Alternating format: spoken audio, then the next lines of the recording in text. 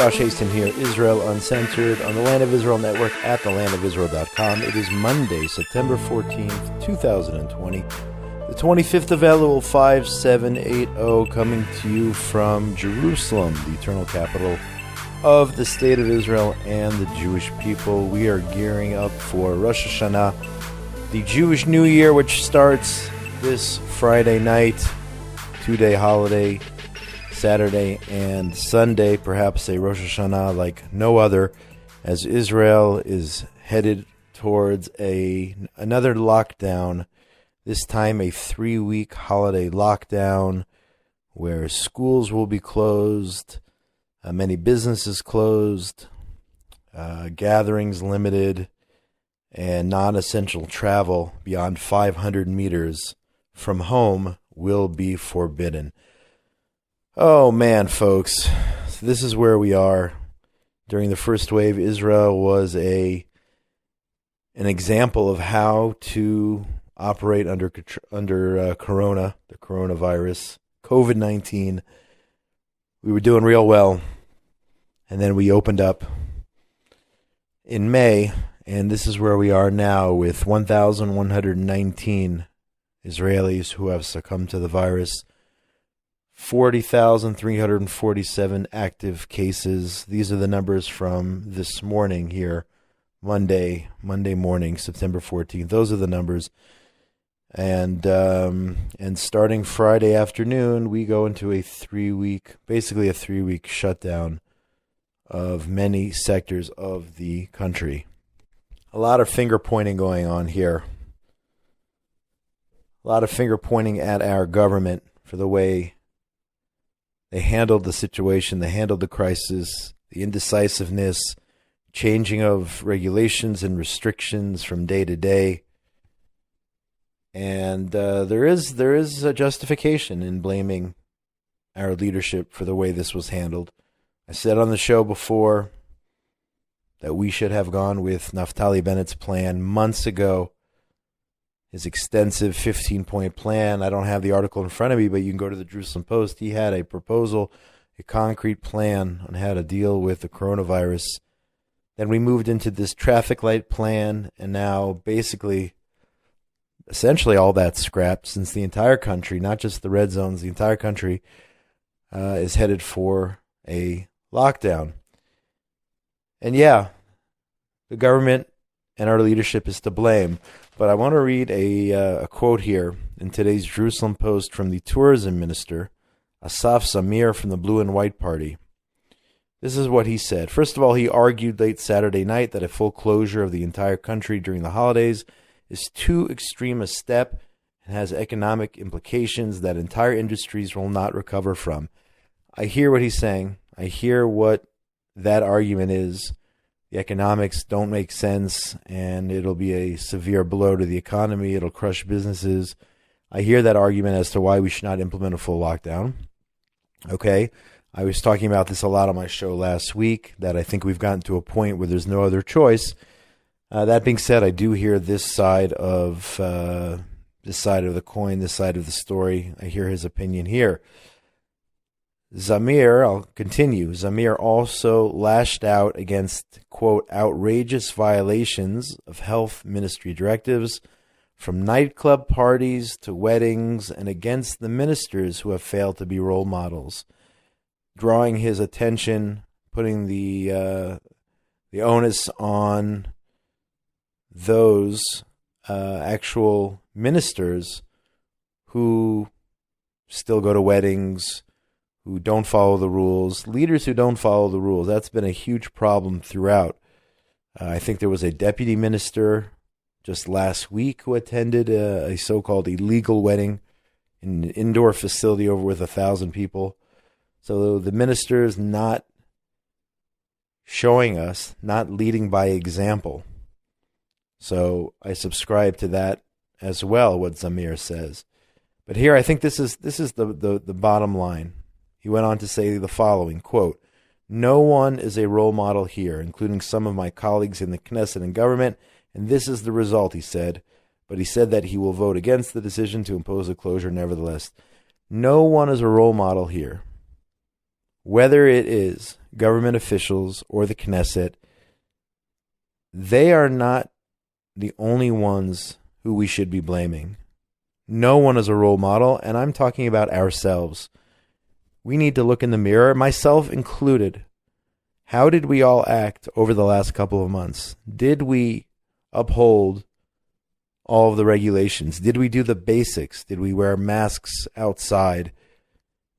Did we keep social distancing? Did we keep hygiene? Did we wash our hands? Did we avoid going to illegal weddings, if you want to call them that, or weddings where there was dancing, weddings where people were not sitting 2 meters apart? And I need to look in the mirror too. I definitely did the best that I could, but I certainly wasn't perfect in keeping the regulations.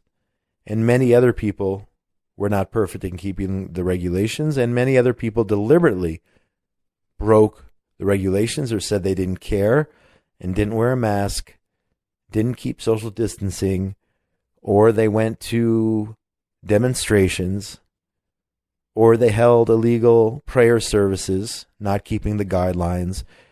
So yeah, on one hand, I want to blame the government, and I want to say we opened too fast. I want to say the rules weren't clear. I want to say the government did not lead by example by breaking the rules themselves. But I also think we all need to look in the mirror as we head for another 3-week lockdown and think how unhealthy it is to be stuck at home for 3 weeks. Mentally, it's a challenge. Physically, apparently you can do sports on your own up to 500 meters from your house. It is going to be a challenge. And it is up to us. It is up to every single one of us here. And I'm talking about Israel specifically now. And I've been trying to avoid listening to the news about Corona, not because I don't care about the world community, but it's just too much to listen to day in and day out. But as we head to this new year, 5781, and we head into a 3-week lockdown, the question we all need to ask ourselves is, have or will we be doing enough in order to adhere to the rules so that we don't have to go to another lockdown? And I just ask that everybody do the best that they can. Keep the rules, keep to the rules as hard as it is, especially when you're stuck at home, especially under a 3-week lockdown. We all have to do our part. And I think that as a society, unfortunately we failed this time around. We did not do our part, regardless of if the government is ultimately responsible. We did not do our part, and that has to change. Or this coronavirus cycle of lockdowns and closures and then opening up for a few months and more people getting sick. And we have a record number. We had a record number the other day in terms of how many, I don't remember what the exact number is, thousands of people a day are testing positive. But we cannot continue down this path. And it starts with you. It starts with me. And that's the way we have to move forward as we head into a new year. And while this is the start of the show, I'm just praying for a healthy new year for all of us.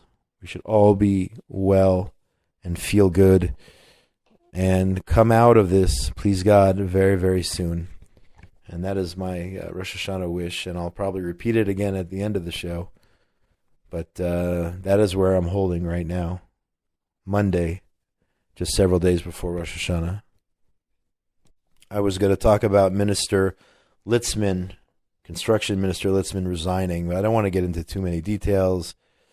He quit his post in protest over the lockdowns over Rosh Hashanah. I was going to get more into details about he said, she said, people pointing at Litzman for not adhering to the rules and some of the other policies and positions he's taken on other issues, but I'm just not going to get into that. Other people agree that Litzman should have resigned now because of the point because of his feeling, his point that the lockdown should have happened several months ago and not now as we head to the high holidays. But I'm gonna skip all that. I'm not gonna get into the he said, she said right now. I just don't feel like it, honestly. So Minister Litzman, construction minister, resigned. Maybe you're in favor of Litzman and what he did. Maybe you're against Litzman. I'm going to skip over that.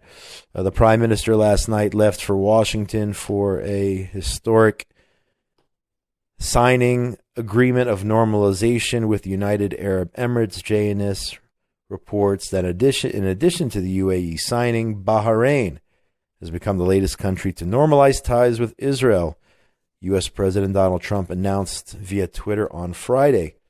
According to a joint statement by Trump, Prime Minister Netanyahu and Bahraini King Hamad bin Issa bin Salman Al Khalifa, that's a long name, Israel and Bahrain agreed to establish full diplomatic relations as part of a historic breakthrough to further peace in the Middle East, here according to JNS.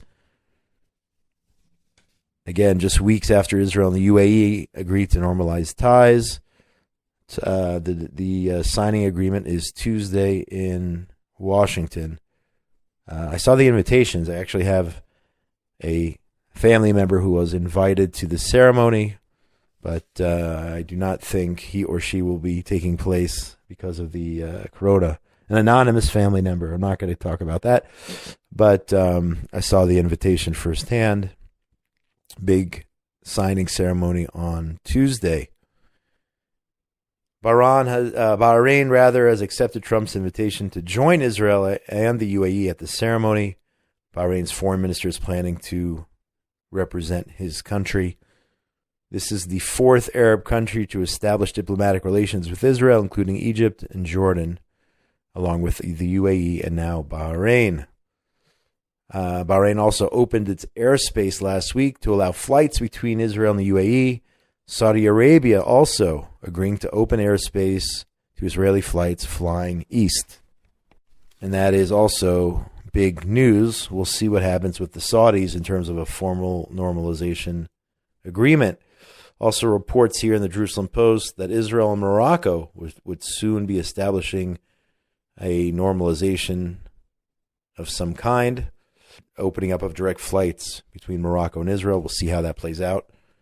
Again, the key issue here is Iran, Israel, and the Gulf states joining forces against the mullahs in Iran, who may in fact take out their aggression on those countries even before they try anything with Israel. So, united against Iran, I think that is a big theme of these agreements. Yesterday was September the 13th. I don't want to call it an anniversary, maybe a commemoration of the signing of the Oslo Accords on the White House lawn back in 1993. Here, I'm going to read a tweet here by Aaron David Miller, one of the peace negotiators. He said, 27 years ago, I sat on the White House South Lawn watching Clinton, Rabin, Arafat, their famous handshake, foolishly thinking we had reached an irreversible moment in peacemaking. Memo to current future peacemakers, don't hype and overclaim. It's never as good as you think it is. Well, let me just say this with all due respect to Aaron David Miller. In terms of the handshake on the White House lawn, yeah, you guys were fools. You were absolute fools because you ignored what Arafat was saying to his own people in Arabic.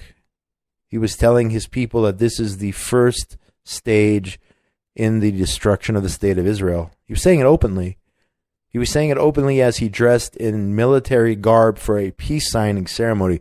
That maybe should have tipped it off back then, where he stood on things. He was wearing a soldier's uniform at a peace signing agreement at the White House. Maybe if you would open your eyes, maybe if you would listen, and I'm talking about all of those who still think that we can trust the Palestinian Authority or Hamas as they call for Israel's destruction on a daily basis. Why not just listen to what they're saying in Arabic before you go down the path of, as you say, foolishly thinking we had reached a wonderful, irreversible moment in peacemaking. Open your eyes, people. It's not that hard. There are plenty of resources out there. Memory, Palestinian Media Watch. You can actually hear what our enemies are saying and base policy around their comments, around their attitudes, around their policies. It's not that hard to know what your enemies are saying. They don't say it on CNN. They don't say it in English. But on a daily basis, incitement against Israel, against the Jews. But some people don't. They want they want to write books, and they want to make millions of dollars on speaking tours, and they want to be known as peacemakers, and they want to shove a two-state solution down Israel's throats.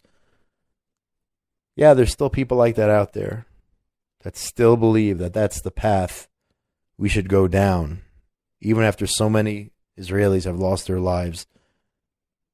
Sacrifices for peace, right? That's what they used to say. Ridiculous. Sacrifices for peace. There should be no sacrifices.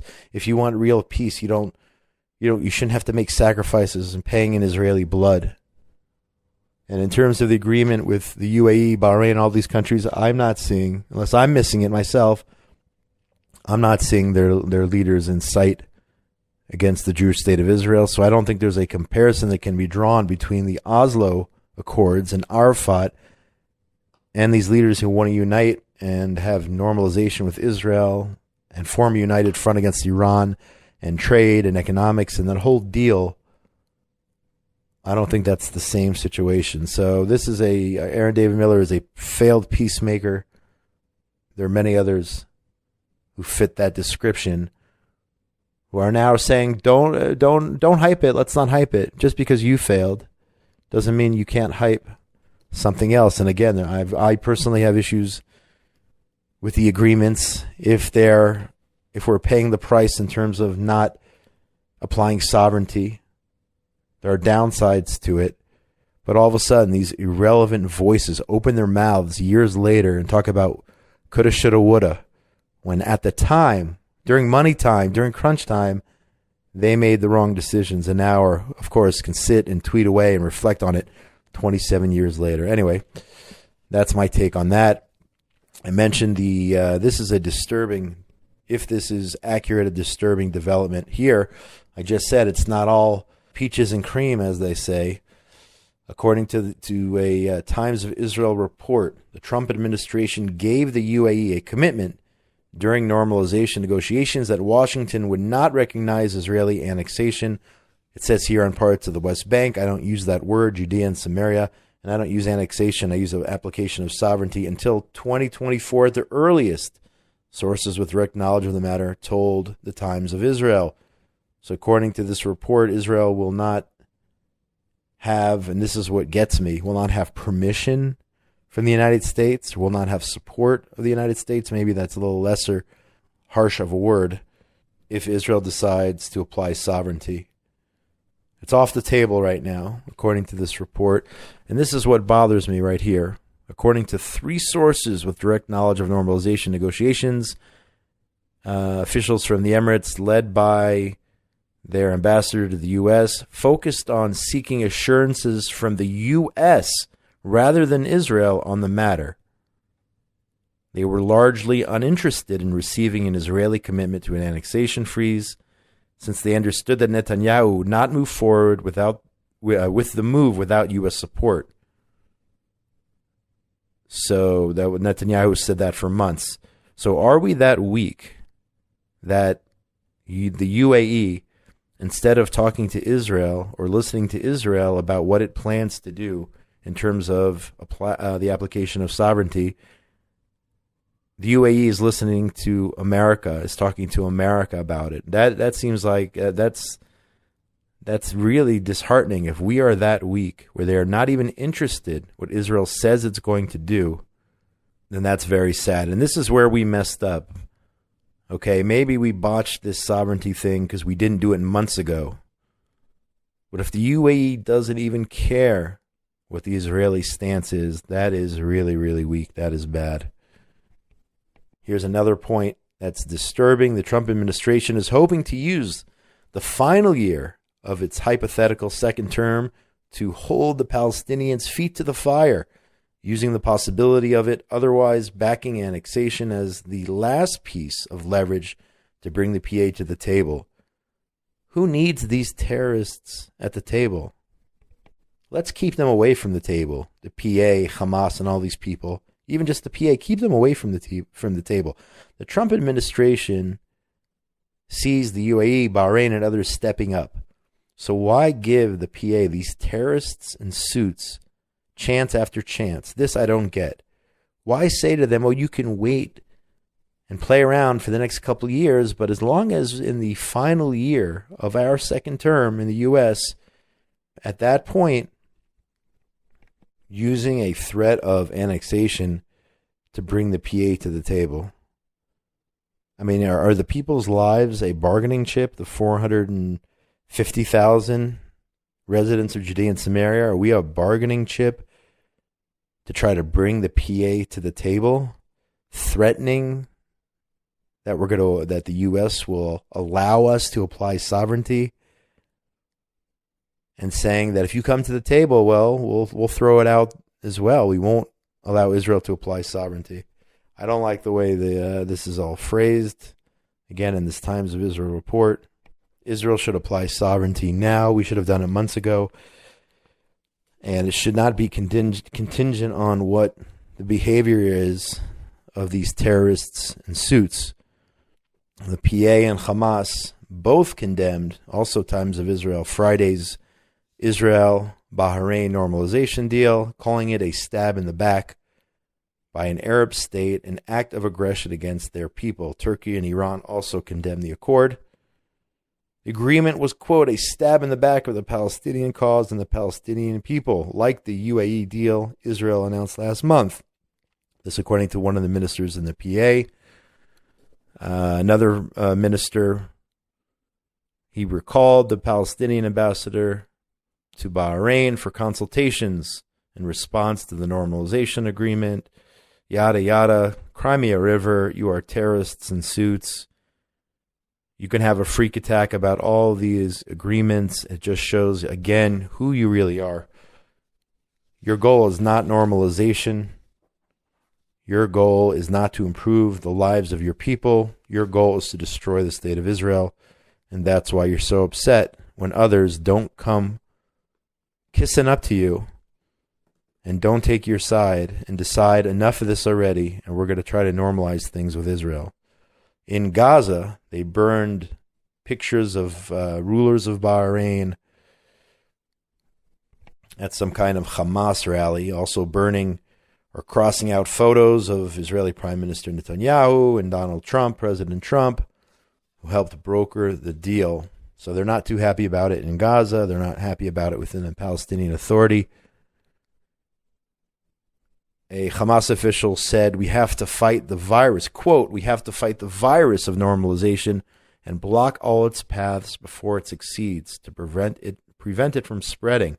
So this is a virus. Peace is a virus. Normalization, virus. When you're talking about Hamas, that's what they say. When Israel made a huge mistake of leaving Gaza, you remember this, 2005? Israel left behind the greenhouses. And what did Hamas do? Hamas and their people took down the greenhouses. They tore them up. They ripped out the plants. They burned down they burned the greenhouses. They tore them down. You don't care about your own people, Hamas. You don't care about your own people. You want to destroy Israel. And somehow you still have the European Union, the UN, and others still supporting these people in Gaza. And I'm referring to specifically the leaders and Hamas and all the terrorists and anyone who sides with them in Gaza. They are against any normalization. They are against anything that helps the lives of their people. Their one goal, and they use their own people as pawns, just like UNRWA does, just like the UN does, using them as pawns against the state of Israel. It's just a matter of time, really, till the rockets start flying again. Maybe they'll be upset about these normalization agreements. they'll find another excuse every few months. They start launching the balloons and the rockets again. I say once and for all, I've said this on my show, I am against sending any IDF troops into Gaza. I don't want the idea of fighting against Hamas, fighting for essentially Mahmoud Abbas, because that's what it is. Unless Israel has the intention of going in and rebuilding Gush Katif, as we should, unless that's the plan, I don't want Israeli soldiers to have to pay the price, essentially fighting a war for Mahmoud Abbas and the PA against Hamas. I don't want that to happen. I still say turn off the electricity, turn off the water, let the people overthrow Hamas, let the people really, really feel where their leaders have brought them. Okay, and don't give me this humanitarian nonsense about it. This will be illegal, or it's not right, or whatnot. Egypt has every much of a shared border with Gaza, yet no rockets are flying into Egypt. No kite bombs and balloons are being launched into Egypt, who have a shared border, who could help Gaza if they wanted to. It's only against Israel. So I don't see any other way other than closing off Gaza completely. Let Egypt help them if they really want to help them. We need to, again, if we're not building Gush Katif, turn off the electricity and let the people there overthrow their leaders. And they'll get that message very, very quickly if Israel would decide to do the right thing and actually advance the lives of the people there. Yeah, it's going to be painful to start with, but advance the lives of the people by getting rid of Hamas once and for all. Finishing the show with some positive news here on this Monday. Soccer star Lionel Messi, he's the new face of the Israeli company Orcam, which makes devices that help the visually impaired identify their surroundings. Arguably one of the greatest soccer players, or football players, if you're from Europe, of all time. Messi said it is a tremendous satisfaction to help improve the lives of blind and visually impaired people. He made his comments in a promotional video. He will be the brand ambassador for the Jerusalem-based company for 3 years. Again, it's called Orcam. Founded in 2010, Orcam devices attached to a user's glasses frames and convert visual information into audio that is relayed to the user's ear. So you can take that BDS and you know what you can do with it. This is a BDS fail. One of the greatest soccer players of all time. Spokesperson for an Israeli company that does good for the world, that helps people who can't see. That is Israel. That is the startup nation. It's unbelievable how many things Israel is doing for the world, whether in Africa. I just saw images of Israeli firefighters. Even though we're going through all this here now with Corona, they're out there fighting fires in California. That is the nation of Israel. That is what we contribute to the world. And you BDS haters, that's just too bad for you. And when we come up with an effective an effective vaccine for the virus, if that happens, you BDS haters, you shouldn't take it. You definitely shouldn't take it, even though you got approval by your terrorist leader, the head of BDS, what's his name, Barghouti, who said it's okay to take a vaccine made in Israel, even with BDS. Don't be hypocrites. In addition to throwing away your laptops and cell phones, if a vaccine is effective, and that's a big if, stand by your principles, BDS. Don't use that vaccine as well. That's going to do it for today. I want to wish everyone out there a Shanah Tovah, a good and healthy and happy new year. Please, God, we will get through this pandemic very, very soon. Please, God, in this new year, 5781 on the Jewish calendar, will be, please God, the end of the corona, the COVID-19. Hopefully very soon in Israel, please God, the numbers will go down. People will be healthy, will recover. And please God, Nobody else should die from this pandemic. And things will be good here in the Jewish state of Israel. It's still, despite all this craziness, it's still a beautiful day here in Jerusalem, eternal capital of the Jewish people. Big shout out to Benjamin Bresky, engineer extraordinaire, Tabitha Epstein, for everything she does behind the scenes. My name is Josh Hasten. This is Israel Uncensored on the Land of Israel Network at thelandofisrael.com. Get in touch with me during the week. Josh at thelandofisrael.com, on Facebook, Joshua Hasten, on Twitter, at Josh Hasten, and on Instagram as well. Most importantly, everyone out there in the wonderful world of ours, be safe. Shanah Tovah umetuka, from Jerusalem, the eternal capital of the Jewish people and the state of Israel. Shalom, shalom.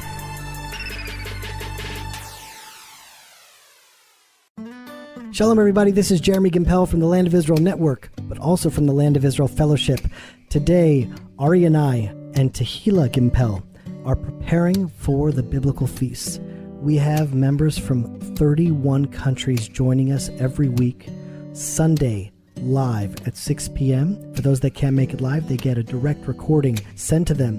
We're growing together, we're learning together, we're celebrating together. The gates are open for all who want to come and join. And so this is a personal invitation to all the listeners out there. If you want to join the Land of Israel Fellowship, just go to thelandofisrael.com/fellowship, and you can join us tomorrow.